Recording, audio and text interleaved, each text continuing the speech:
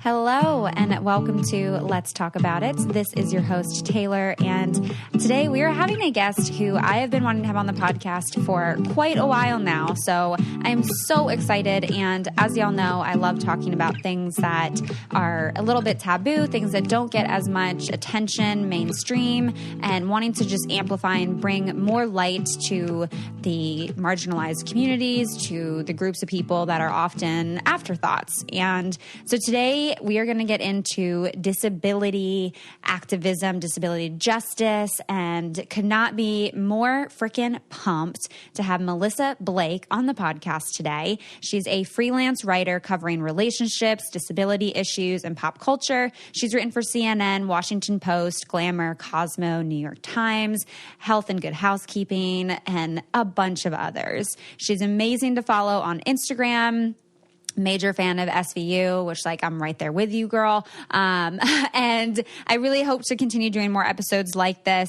We have only, in my memory, had one episode focused on disability, a few, maybe last year, with Crutches and Spice on Instagram, and loved doing that episode and really want to do more of this. So really excited to have Melissa Blake on. And with all of that said, let's talk about it.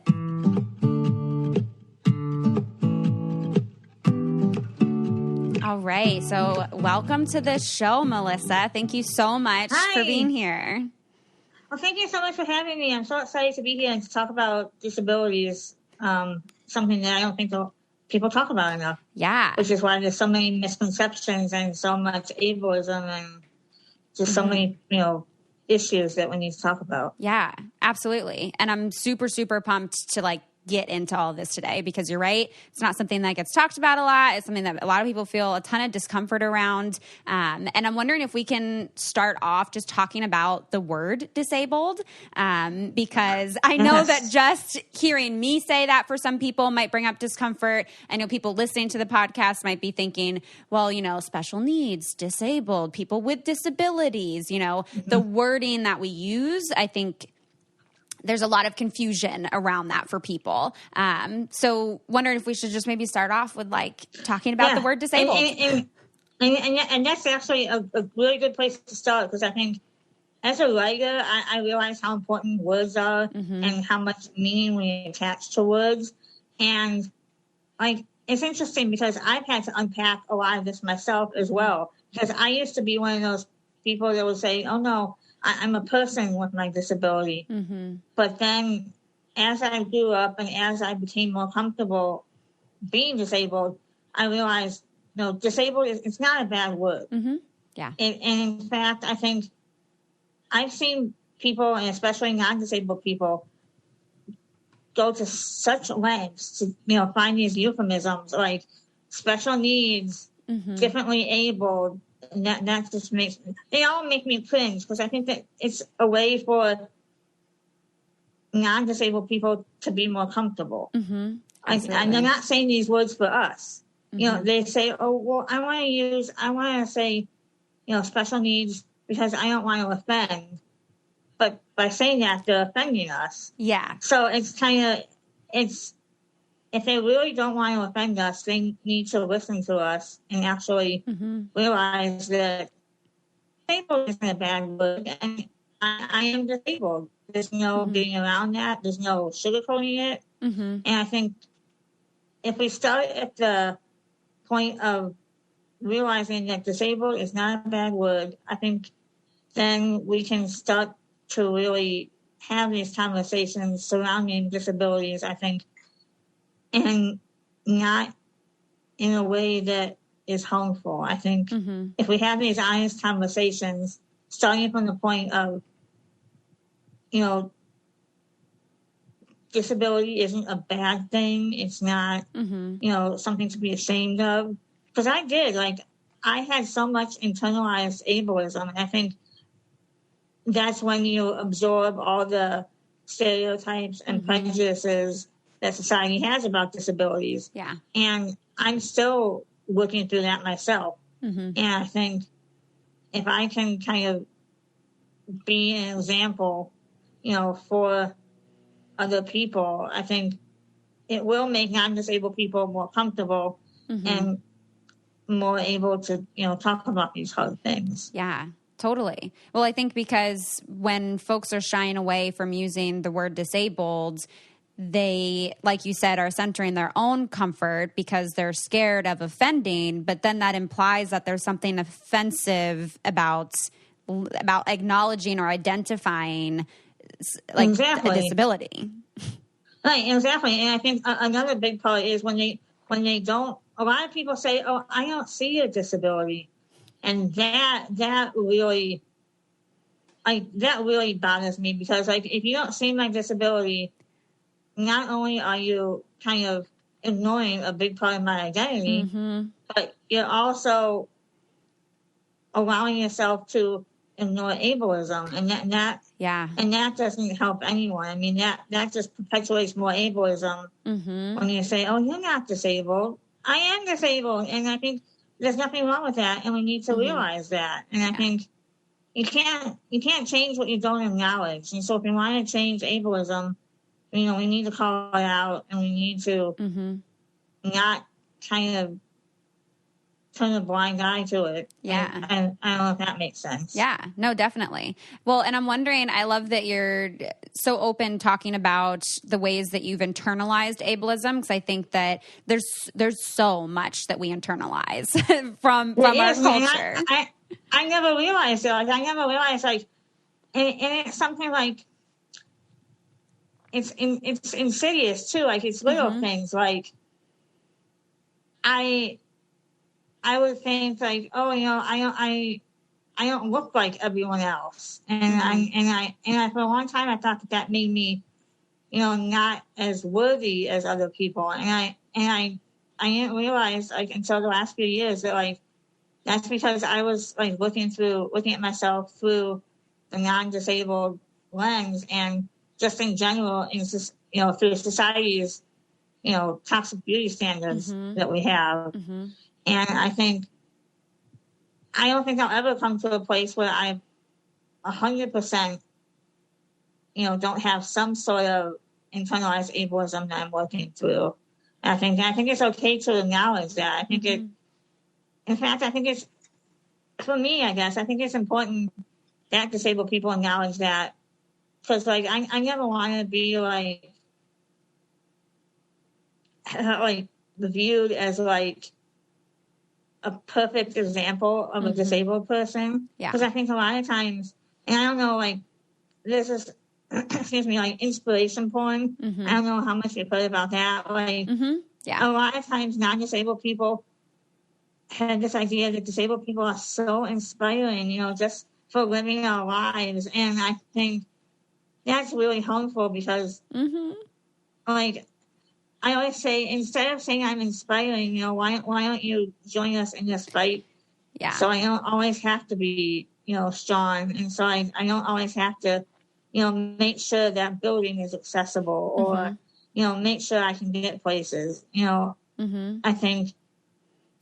And I'm no more inspiring than the next person. Like, I'm just trying to live my life. Like, and I don't think that, you can say I'm inspiring for other things, like, for my work as a writer. Yeah. But for just having a disability, like, I'm not, that's not helpful. Yeah.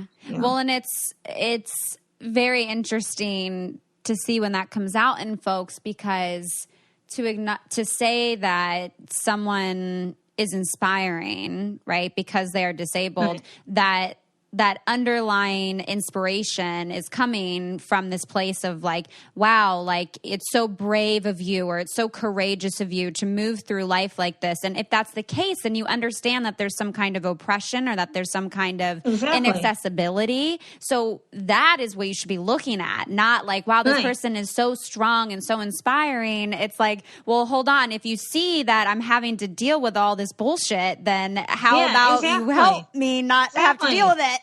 Right. And I think a lot of times when we talk about, a lot of times, like, there's the medical versus the social model of disability.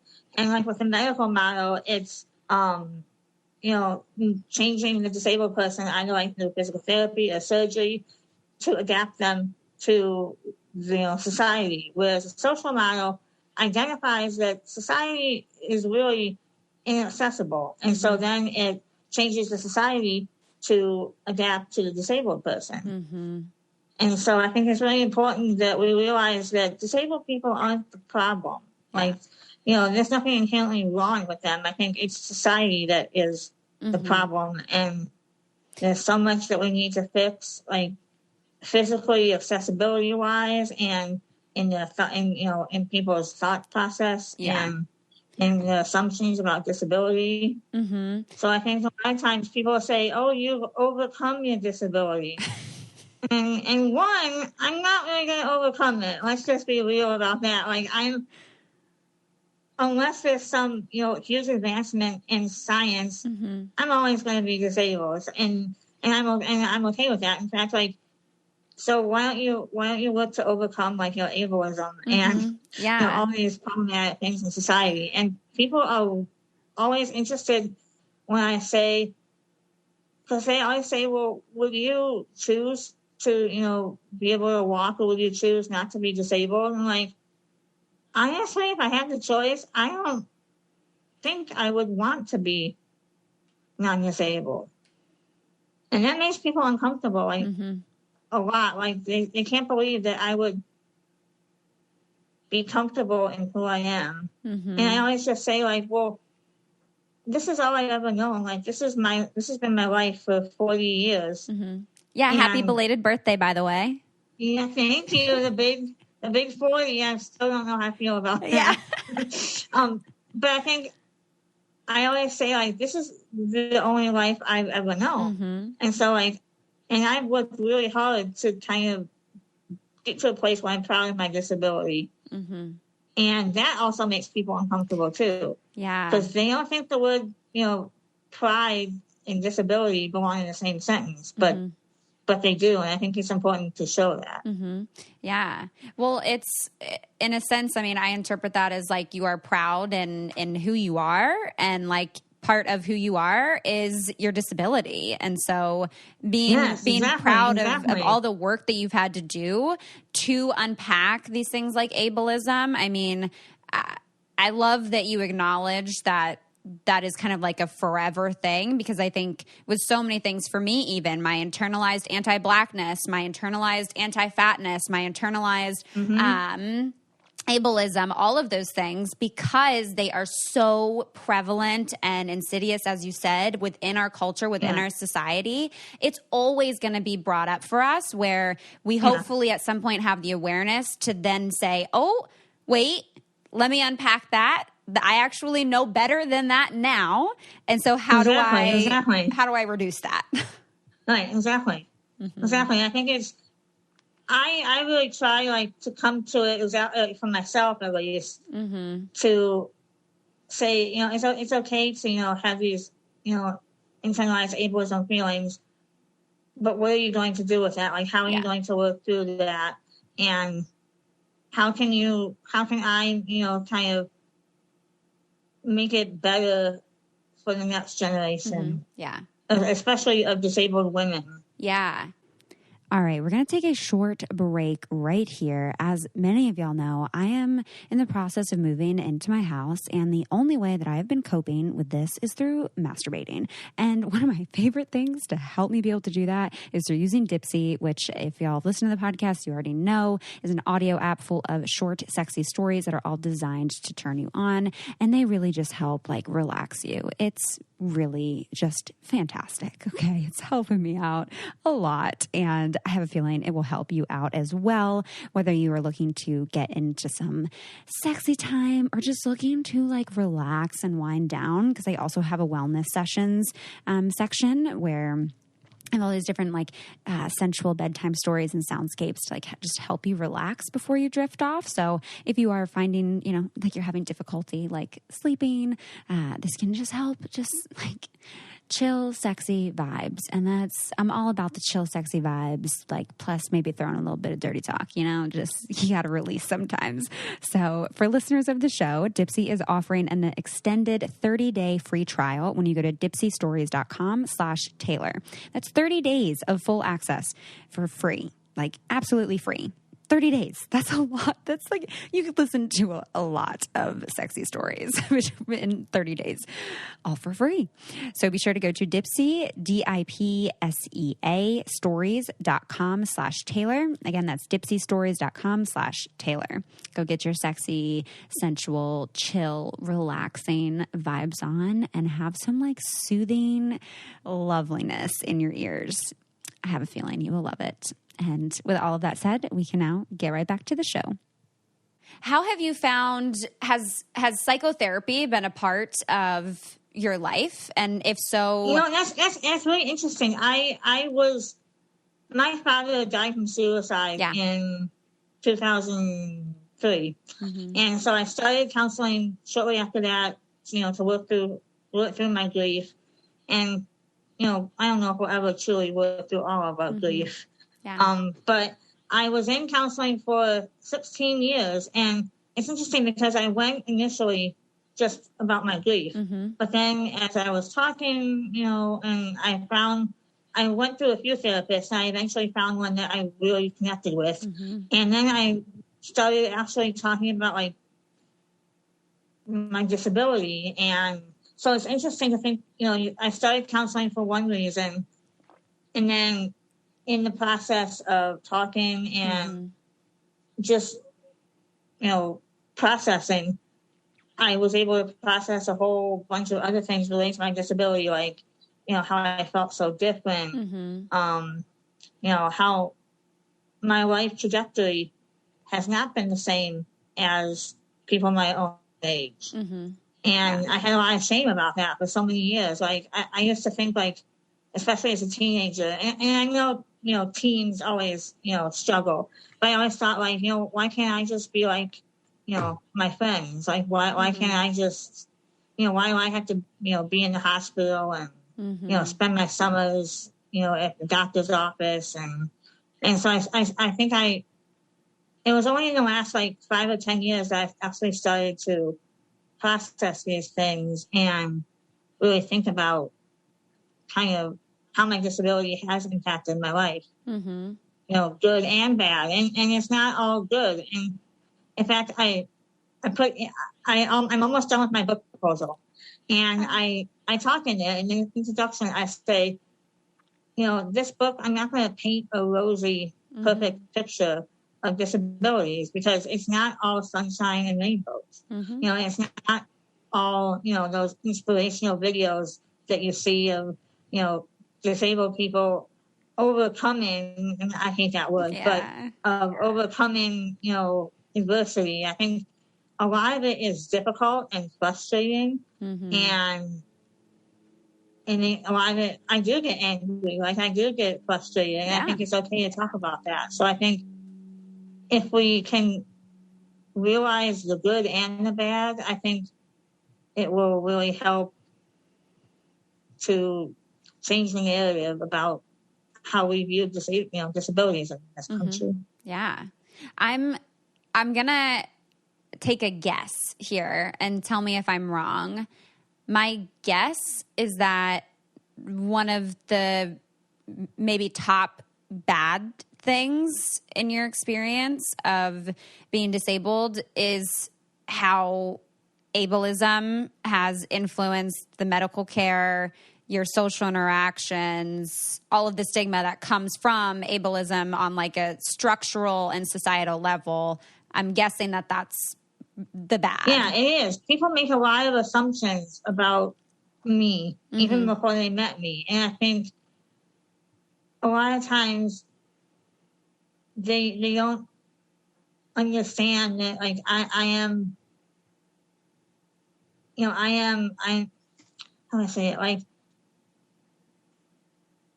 they kind of assume that, because I think a lot of society is kind of still living with this antiquated picture of, what a disabled person is. And I think a lot of times we have this vision of, someone that is kind of, confined to their bed and, that they just, their life is kind of, they're just, in their house. And I think a lot of my advocacy is showing that I am living a full life, like, and I'm kind of changing that narrative of how disabled people are supposed to be, I think. And I'm really proud to see, like, especially on social media, as toxic as social media is, there's so many disability activists on social media that are showing society that we can be independent and we can live full lives. And I think that's really important, especially for non-disabled people to see. Totally. Well, I think, historically, when we learn about disabilities and how, like, people who are disabled have been treated, it has not been very good at all. It has been really, really terrible. Right. So to see... I always say, like, people love to say disabled people are inspiring, but then the minute that we advocate for ourselves, it's, oh no, you must have it wrong. Or, like, we saw that with the pandemic. Like, for years, employers have said, oh, I'm sorry, you can't work from home. Like, when disabled people have asked for these reasonable accommodations, we can't do that. But then the second we had the pandemic and non-disabled people suddenly had to work from home, we saw how easy it was, to make these changes. And I think it's really important to look at those structural issues and realize how disabled people are really having to advocate for themselves. And I think it shouldn't always have to be that way. No. I think, absolutely not. Like, we need allies, like, not to speak over us, but to join us, in this fight and in this struggle that obviously is not going to be ending anytime soon. Yeah. I almost look at it somewhat similarly to, it is a component of social justice, but of racial justice, right? Where, like, the folks who are benefiting from those systems of oppression really do need to be the ones to step up and join the fight. I do expect white people to have more conversations than hopefully than I have to have around these things, as I would imagine, you want to see more able-bodied people having these conversations and not having that entire burden be put on the disability community. Right. Because, as we've seen, society doesn't always listen to disabled people, obviously, unfortunately. And I think if non-disabled people can back us up and support us, I think real change is possible. At least the beginning of real change. How do you find you see people fight against ableism who are able-bodied? Or in what ways do you feel you see able-bodied folks show support to the disability community? I think the baseline, like the foundation, is kind of listen to us. Yeah. Because I feel that a lot. Like, sometimes I feel like people just don't listen. And I don't know if it's because they're uncomfortable. I know disability makes them uncomfortable. And I know it's not something that they want to think about. Like, because obviously a lot of things with disability are not happy. They're not comfortable things to think about. But I think if they can listen to us and kind of listen to our stories and at least begin to question, their own assumptions about what it's like to live, with a disability. And they'll never truly understand, obviously, unless, they become disabled themselves. Yeah.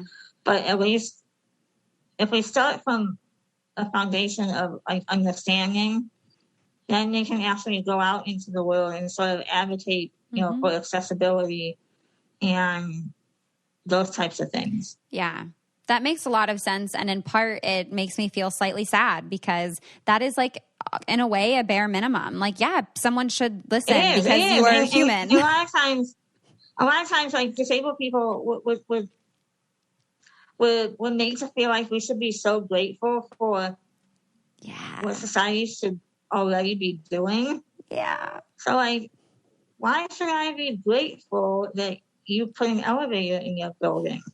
I mean, that's something that should have already happened. I mean, like, I always say disabled people are not an afterthought. Mm-hmm. It's always that, like, they retrofit a building after it's built. But, like, if we come from the place of,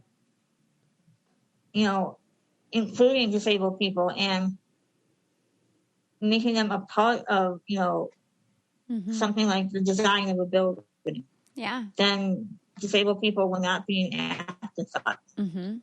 It wouldn't be something that you think about only after a disabled person brings it to your attention.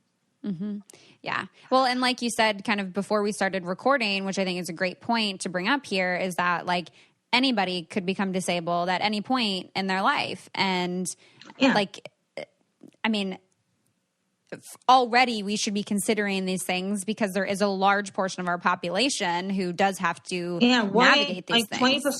20% of adults in the U.S. are disabled. And so, I mean, we're not a small group by any means. Yeah. I mean, I've even been considering that. I don't remember if it was you or it might have been a few other people when, I'm renovating my home right now and trying to figure out what the fuck I'm doing. I'm enjoying watching your journey. Thank you. Yeah. Well, it's like thinking about my shower space, and if there's a step up or if there's no step up, and of like, what actually is going to be more accessible, because I don't know who else might purchase my home if I sell it one day. I don't know what might happen to me in the future, right? Or who my partner might end up being, or what experiences might bring to them. Yeah. And that's kind of, I think, maybe part of what you're talking about, of like it not being an afterthought, of it being just a part of the initial consideration of how we're doing things. Yeah. Yeah, exactly. Because I think it's easier. I think if we include disabled people, it's easier than after the fact. Mm-hmm. Yeah, and I think it's it would make disabled, because I think disabled people deserve a seat at the table, whether that is in social, career in the workforce, and I think. For far too long, we have been excluded. Mm-hmm. And I think I always say, like, anytime, like, especially with accessibility, like, if a building doesn't have a ramp, that sends a message that I don't belong there. Yeah. And that there's not a space for me. Mm-hmm. And I think we need to really think about how we're excluding disabled people. And I think we need to really think of how can we give them that rightful seat at the table so they are part of society, as opposed to kind of being shunned. Yeah. Because I do think a lot of society still in 2021 does not, they don't think disabled people should, have a voice or do have a voice. And I think that's why it's so important, at least for me, to speak up and kind of push back on those really problematic narratives, I think, that we have. Yeah, absolutely. Well, because historically you have been shunned and you have been literally sent away. So you absolutely have been excluded from many areas of society, while you said you make up 20% of the population, but it makes people who are able-bodied feel more comfortable to not have to see it and not have to deal with it and face their own internalized ableism bullshit. Exactly. Exactly. And I think, one piece that I've seen you talk a lot about that I'm really excited to kind of hold some space for today is kind of how... Well, first it's dating, because I want to talk about dating with you. But the representation within, rom-coms, within, I believe I saw a post that you did, or a blog post around virginity on The Bachelor. And I don't talk about the show a lot, but, watching it, there's not really any representation in mainstream media, especially not on Bachelor for the disabled community. And so much that we see in mainstream media, on like TV and movies, of disabled people is really harmful. It's this inspiration, this inspirational narrative of them overcoming their disability, and the entire storyline is how they can overcome their disability, not how they live full lives. Yeah. And because like my dream is like the representation where the disabled person has a full life and the entire storyline is not about the disability. Because I mean, like, there are so many more interesting things about people than the disability. And I think also a lot of times in these movies and TV shows, the characters are played by non-disabled actors. Yeah. Which is also incredibly problematic. And like, because there are so many talented, like, disabled actors. And I think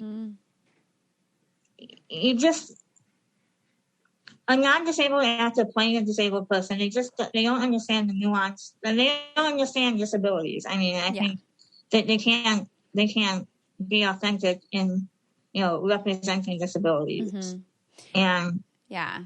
Well, and then it's also, when I think about it just from like a production standpoint, you're profiting off of this story of someone who's disabled while having to avoid and not actually provide the accommodations, the accessibility for a person with a disability to actually come and be a part of that filming process. Like exactly. I always want to say, like, disabled people need to tell their own stories. Like, this is so important that we're the ones telling our story, and we need to be in charge of our own narrative and not have someone else's interpretation of our life. So I think there's a big difference between disabled people telling their own story and a story through the non-disabled ableist lens. I think those are two very different stories. And we see that, we see that in, movies and in, TV. And like, you can tell when a story is told through a non-disabled person. And it's not authentic. It falls back on so many disability tropes and stereotypes. And it's unfortunate that they don't see the value in, disabled people and being authentic and telling their own stories in their own way. Yeah. Are there any movies or shows that you think have had a good representation of disabilities for you? Speaking of rom-coms, I love a good rom-com. And there was a rom-com. It was a Lifetime holiday movie this past December. And it was starring Ali Stroker, who is disabled, and she's a wheelchair user, and she won a Tony last year for her role in Oklahoma, and she was the star in this holiday movie, and the name escapes me now. I don't remember the name of the movie, but it was she starred as an author who was writing a book, and she goes to this bed and breakfast, and she ends up falling in love with this guy who looks like the character in her book. So anyway, it was a cute movie, but what I really loved about it was that the plot line did not revolve around her disability. Her disability was acknowledged, and obviously she was disabled, but it focused more on her life and her career, which I think is something that we don't see. And it was so refreshing to see a movie like that did not, harken back to the inspirational, disability character. Yeah. Was it called, I just tried to Google it, was it called Christmas Ever After? Ali Stroker? Yes, that's the one. Okay. It was really cute. Yes, that's the one. Yeah, it was really cute and it was really fun. And I just really liked that the plot line did not revolve around her disability. Yeah. And I think that's really important. Yeah. Well, now I'll be sure to check it out. It's been years since I've watched a Lifetime movie, but I'm going to do it now.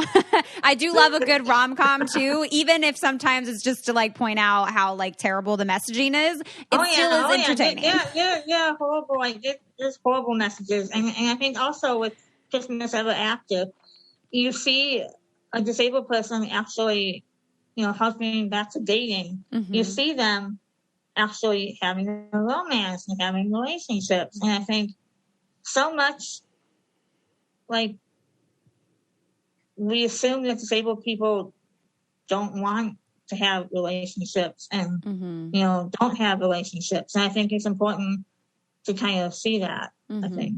Yeah. Yeah. Well, I mean, I know you're writing about this in your book right now about dating, but I'm wondering if you're comfortable talking a little bit about your dating life and trying to do that. Yeah. Well, because I think also, like we said, I think there's a very long history of disabled folks being dehumanized. And in that comes a desexualization. And I think that does kind of put y'all in a really shitty box of like not being deserving of romance or of sexuality, or like if you are embracing or expressing or someone is sexualizing you, that like, wow, that person is a horrible person because how dare you see this poor person in a sexual light? And it's like, well, they do have genitals still. I know, exactly. I think a lot of times, like, people don't realize that, like, disabled people, there's this idea that disabled people are so different, like, from non-disabled people. And I think, obviously, we are different. And I think we need to acknowledge that. But I think at the same time, like, I still want, to fall in love. And I still, want to have a relationship. And I think people are really surprised to, like, to hear that. And I think, I don't know if it makes them uncomfortable or what, but, like, I think they don't really realize that, like, we are autonomous. Like, I think a lot of times people think that disabled people are, not independent and not, in charge of their own lives, in charge of their own bodies. And I think it's really important for me to show that that's not the case. Yeah. Well, and so how have you gone about dating? Like, what has the experience? I mean, dating is... It has not been good. I'll just be honest. Like, there's so much, like... And I talk about this a lot. In fact, my sample chapter is about disabilities and dating. And there's this big misconception that, like, dating a disabled person is, like, so much work, so much, like, responsibility. And I'm just saying here, like, well, how is that different than a normal, not normal, but, like, how is that different than any other relationship? Like, and again, it goes back to all these misconceptions about people with disabilities. And I think the more we see disabled people, having these relationships and, being open to talking about it, I think the more we'll realize that, like, disabled people aren't that different, from non-disabled people. Yeah. Well, and I think the tricky part in that is that the structures and the systems benefit from you being different. Exactly. Yeah. Yeah. Because, I mean, if we saw with the pandemic, if when non-disabled people are affected, then things change. And I think, and it really frustrates me that it's like that we're not, disabled people aren't listened to and we're not taken seriously. And a lot of, and, like, and people are always, like, especially dating, they say, well, why don't you try dating apps? And I'm like, well, one, I've seen Criminal Minds and Catfish. Yes. So, like, I know. And two, like, especially on social media, like, I have had so many horrible things said just when people look at my picture. And, like, I don't know if I want to put myself through that, you know, and I don't know if that makes sense. Like, no, totally. You're kind of putting yourself, you are literally putting yourself out there. And unfortunately, because of the way that people view disability and have these assumptions, you are not only putting yourself out there, but you're also putting yourself out there to increased harm. Exactly. And I think, you know, do I really want to do that, or do I get enough of that on social media? Like, so I don't, and like a lot of like disabled people that I've talked to, like that have tried dating apps, like when they put, like they did experiments where they like put their picture on, like where you can see their wheelchair versus like a picture where you couldn't tell they were disabled, and you know, it was a completely different experience. Like they got so many more matches when you couldn't see their wheelchair, you know, and that's frustrating. And then also, so then it becomes, then people say, well, why don't you try a dating site for disabled people? And then I think, so you want us to be separate? Yeah. Like I get the idea that at least to me, it feels like, well, you can just, you know, stay over there on your own and like you can be separate, but that's not the point.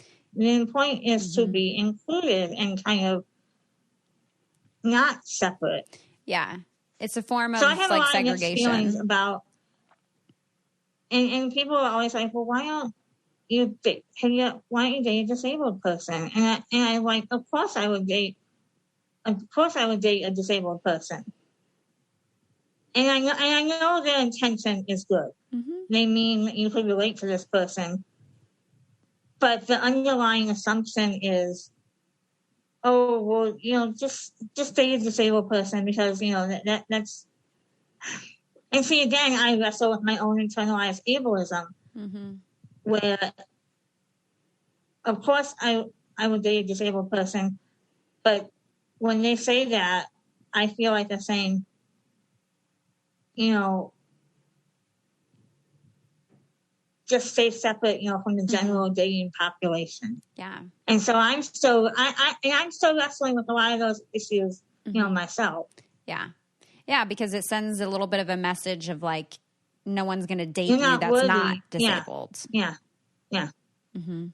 Yeah. And I love it. Like people always ask me sometimes, like, would you date a disabled person? And I feel like they're trying to like get a gotcha. Like, oh no, she wouldn't date a disabled person. So, you know, look at, you know, she's a hypocrite. And like, I'm saying, that's not the gotcha moment you think it is. Like, of course I would. Like, and I don't understand like some people's thinking sometimes. I don't know. Yeah. I just don't understand people, I guess. People are very messy. Yeah, they are. And like, I'm messy too, but like, at least I acknowledge that. Like, I acknowledge what I need to work on and, you know, my own internalized ableism. But so many people just, I don't know if they don't want to acknowledge it or they just think that there's not a problem, but yeah, I don't know.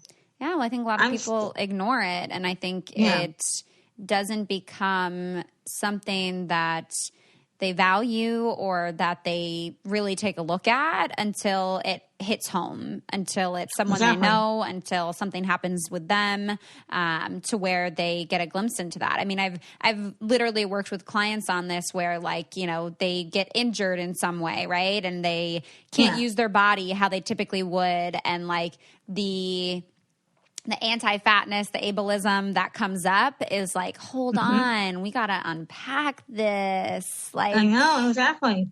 There's a lot wrapped up in it. And I think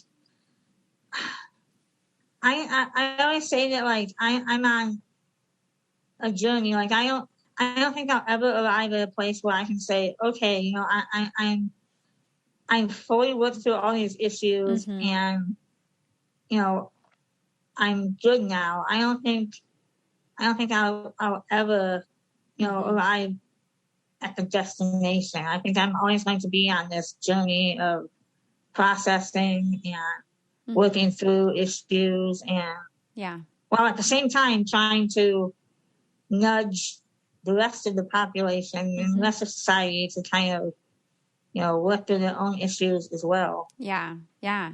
Well, knowing that dating is difficult and it's scary in general, I think without any of this extra stuff to kind of process, it's difficult. And, I'm wondering for you where you find pleasure in your life, like where you've been able to experience or challenge yourself with solo pleasure, if not partnered pleasure. In the past, when I've talked about this, it's been really interesting to see folks' reactions because we don't hear a lot from, like, we don't have disabled voices centered a lot, but especially don't have it centered in a way that is speaking on sexuality or on experience in that way.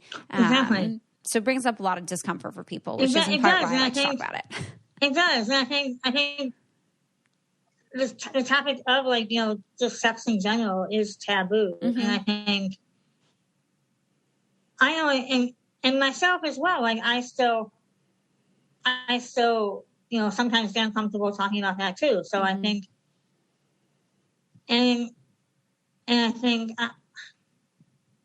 I think again, it makes people uncomfortable, like, because I don't know if I want to think of disabled people,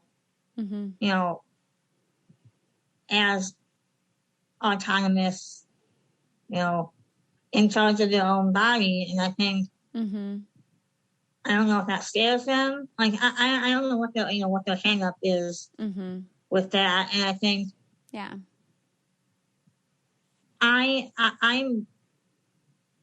I'm learning to become, more comfortable, talking about those types of things. And I think, but it's funny, like, I did put in my sample chapter at the beginning, I said, my mom, you might want to skip, this chapter.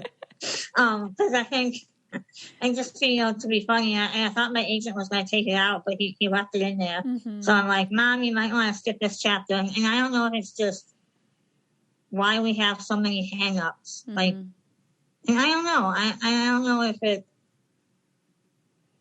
it's reflective of, like, I don't know if the patriarchy has anything to do with that. Probably. Or, like, it probably has. Patriarchy is responsible for a lot of things. Yeah.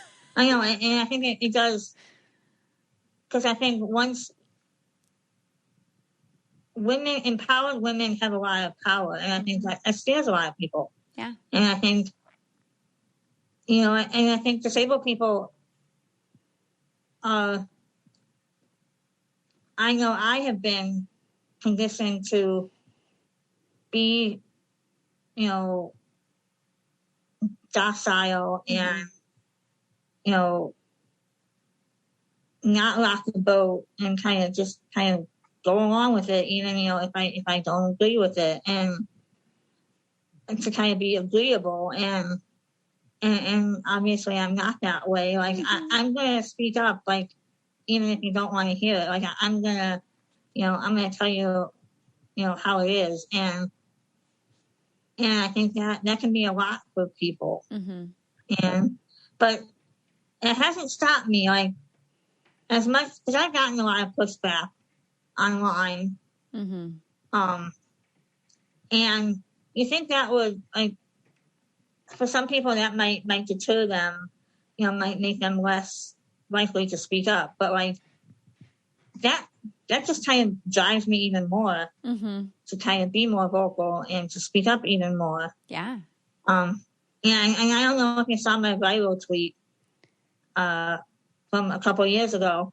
It was a troll. I wrote an op-ed for CNN that was very obviously critical of Trump and all those shenanigans. And a conservative YouTuber was talking about my op-ed on his channel, and he put up my picture with the op-ed.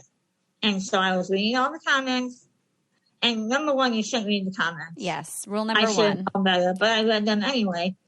And it was horrible comments just about how I looked. Like, nothing about what I wrote. It was just strictly about my appearance. And someone said that I should be banned from posting pictures of myself because I'm so ugly. And so I posted 3 pictures of myself in a tweet. And I said, I just want to commemorate this occasion with these 3 selfies. And so I posted them kind of, in a defiant, back. Yeah. And the tweet just kind of took off, took on a life of its own. And that's kind of how I approach a lot of things. Like if you tell me not to do something, I'm just going to do it even more. And I think a lot of times don't expect that from a disabled person, which is another, it's ableism, I think, when you get down to it, and they don't expect disabled people to have their own mind and have their own ideas and to advocate for themselves. And so I think it catches them off guard a lot. So the more I can catch people off guard, I think the more I'm doing something right. Totally. I think. Because change isn't going to happen, just by being quiet and kind of not rocking the boat. I think change is going to come from being uncomfortable and talking about hard things and realizing that disabled people have a place in society and that we deserve a seat at the table just like everyone else. Yeah. Well, and I've seen you post about that a lot, about, the ways that people compare you to animals, to the fish, horrible, these terrible things and these comments that they're making about your appearance, which in part absolutely stem from ableism, and I think also a bit of patriarchy, where they don't expect someone. And the worst one I ever had was someone said that I should be euthanized. I mean, that we can't ignore. I mean, there is still eugenics when it comes to disabled people, and I think, which is disgusting to me, and I think we need to talk about that. Like, we can't shy away from the hard things, and I think I'm just defiant enough where I'm not, I'm not going to be quiet. Like, and I don't think anyone who's doing any kind of activism, I don't think it's easy, but whatever kind of activism you're doing. But I think that's the most important work, I think. And I hope people listen. I mean, I hope that, even if I can just, change one person, then, maybe they can go out in the world and change someone else, and it can kind of be like a ripple effect. Yeah. Totally. Well, and I mean, that is definitely one of the things I love about following you, is seeing almost, I kind of see a small part of how I've been, where like, it's almost that pettiness that like fuels your work, and just wanting to like make a point when something comes up. And I have no trouble like calling people out for their mean comments. Like, like I always black out their name, and people are like, well, why don't you keep the name in? And I'm always like, no, it's what's more important is what's said, not who said it. Because what one person says, sadly, a lot of people hold those same beliefs. Yeah. And I think we do need to talk about it, and we do need to acknowledge the horrible ways in which our society is ableist, and sometimes it's just sometimes it's just kind of fun to clap back at the trolls, like you said. I think there is a petty factor where you just kind of want to get the last word in, but I think.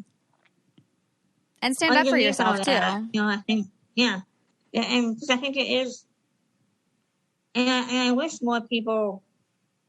I guess for me, I want to empower the next generation of disabled people. So I feel like, because I have been empowered by people that came before me, and so I think part of my responsibility, as a disabled person, is to make this world a little less ableist than I found it. Yeah. And it takes a lot of work. Like, it's not easy work. It's not anything that's going to come overnight. But I think little by little, I'm hopefully I'm making a difference. Yeah, no, I think all of us, just by being authentically ourselves and allowing ourselves to actually express who we are, I think that makes all the difference. Actually being authentic in the face of society and all the ways, especially in which it tells you that like you don't belong or that you're wrong. Exactly. Is making change. Right, because I think I always say that like living in my disabled body in a world that is constantly telling me, disabilities are ugly and unworthy and disgusting. I think that in itself is progress, and that, living in a world that really sometimes doesn't actually, I think, they don't want me here. I think that's powerful too, and kind of showing that disabled people, we're not going anywhere. Like, we're not going to, shrink ourselves just to make you, more comfortable. Yeah. Yeah. Not about the shrinking at all. No. No. And you definitely like stand your ground and stand tall on social media and in your blog. Metaphorically, of course. Yeah. Like I always say, I always stand, but I'm sitting. Like, yes. Yes. Yeah. So it is. And I think like I am so, a lot of my work is fueled by the other disability activists that I see, especially on social media. I always say as harmful as social media is, I think is really moving the disability discussion forward. Totally. Because on social media, short of like blocking someone, you can't escape. You're going to see disabilities. I think it's another way of seeing disabled people as they actually live and work and love and have these lives, and live their lives despite a society that would prefer them to kind of stay out of sight. Yeah. No, I think definitely, I mean, in my actual real life offline, there are a few people in my family, but for the most part, I don't have anybody in my immediate life who lives with any kind of disability. And I think through social media, through following several different activists and content creators on there, yourself being included in that, I have been able to learn so much more about what activism actually looks like in that space. And it kind of helps fill in the gap of what that representation has been lacking in mainstream media from when I grew up. Exactly. Yeah. Because it's a way that we can tell our own stories, and we can, demand visibility. And I think that is so important. Like, because I have a love-hate relationship with social media. Same. Like, there's really good parts of it, and then there are really awful, horrible parts. And I think I just try to cling to the, just put myself out there and just kind of be who I am. And if people like it, good. But if they don't, well, then they can, unfollow me. Like, you don't have to follow, if you don't like someone, you don't have to follow them. And and also you don't have to tell them you're unfollowing them. Like, I really don't care. Okay, go find someone that, go find a different person to follow. I mean, yeah. It's really interesting how people decide to engage on social media and announce their departures and, give feedback on what kind of content they prefer to see you be posting. And it's amazing what people, like, they think that their opinion is so important that, like, I'm like, some of the messages I get, like, I don't even respond to a lot of the ones I get. Yeah. I'm like, it's just not worth it. I mean, it's really not worth it. I would rather put my energy towards, sharing myself and amplifying, disabled voices than waste my time with, someone Yeah. who opinion is probably not going to be changed. Mm-hmm. I feel Yes. like, sadly, people are so entrenched in their own beliefs, Mm-hmm. and it doesn't matter kind of what you say. They're not going to listen. Yeah. Unfortunately. Yeah. Which makes activism hard sometimes. That you wish that you could change more people's minds, and you wish that you could, make them see, how their thinking is really, harmful, but yeah. you can't, unfortunately. Yeah. No, I totally relate to that. I've had to get really intentional and really remind myself and check myself a little bit on where that energy is put, because you're right. Majority of the time, someone is not actually wanting to learn or grow or change at all. And so you then have to really protect that energy and be like, how is this actually going to be useful, not only for me, but for the person on the receiving end of it? So Exactly. Yeah. And I had no trouble, block button has become my best friend. Yes. I had no trouble, yes. blocking people. Yeah. It's a beautiful thing. The block button is a wonderful tool. It really is. Now I sing a song when I hit block, and I'm like, block, block, block, block, block, block, block, block. Yeah, exactly. Yes. Well, I feel like there's so much more that we could get into here, and unfortunately we have to wrap up, but I know, we've talked a lot about your book. Do you have a release date for that, or when are you thinking? Oh, this process, I'm learning so much. It's always been in the back of my mind that I want to write a book. And after this past February, an agent contacted me and thought, would you like to write a book about disabilities? And can we, want to talk about this and kind of see where your story might fit in the larger conversation. And I thought, well, maybe I should, I've always talked about this. Maybe I should just start doing it. So I've been working on the proposal since February. Okay. And the proposal in itself is a huge process. So it is. I'm almost done with the proposal. I'm down to the nitty gritty of editing, and hopefully in September, my agent will start shopping it around to publishers. So fingers crossed that a publisher will be interested, and then I can start writing the actual book. But it's actually going to be a book of essays. About disabilities. Each chapter will be about a different truth about disability. So the first chapter is disabled is not a bad word. So I talk about family life, dating. I talk about ableism, internalized ableism. I talk about all these things that I think a lot of people overlook. And so hopefully it'll add to the conversation and change a lot of people's minds. Yeah. Well, I mean, it is a huge undertaking to do this, so props to you for tackling this. And I'm so excited for you. And I definitely want to check it out and read it all once you've published it. A publisher would be stupid to not actually take that. I don't hold back. I'm very open, and my mom always says, you have a lot of opinions. And I don't know if she means that as a compliment. I'm taking it as a compliment. It is a compliment, I think. Yeah, so I'm never one without an opinion. And I think, and I'm going to tell you how it is. Yeah. Well, I'm looking forward to it, and I'll definitely be sure to share it. Maybe we'll have you, if I'm still doing the podcast when it comes out, we'll have you back on to share it some more.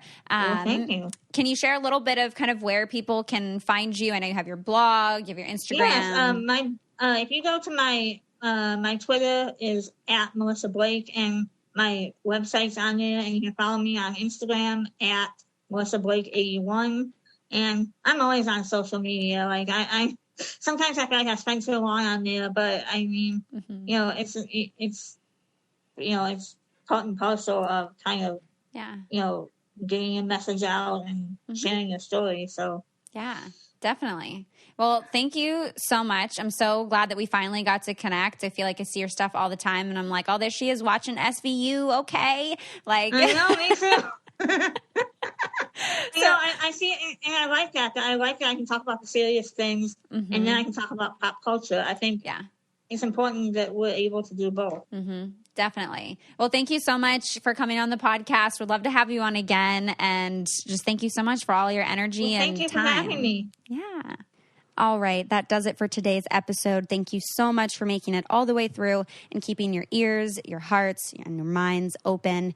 It would mean so much to me if you could take a second or two after listening to this episode to leave a review on iTunes and let me know what you're enjoying about the show. I love reading, what your favorite episodes are, where you guys listen, and definitely feel free to share this with a friend. I mean, part of how we break down the stigmas around these topics is by talking about them, right? And sharing them with more people. So definitely share the podcast. And again, really wanting to include all of you in this podcast. So if you have questions or you want to share a thought or an experience, please send in a voice memo to ask.letstalkaboutit@gmail.com. And I'm really excited to keep having these conversations and breaking down these stigmas. So thank you all so much. I hope you have a wonderful rest of your week, and I'll talk to you next time.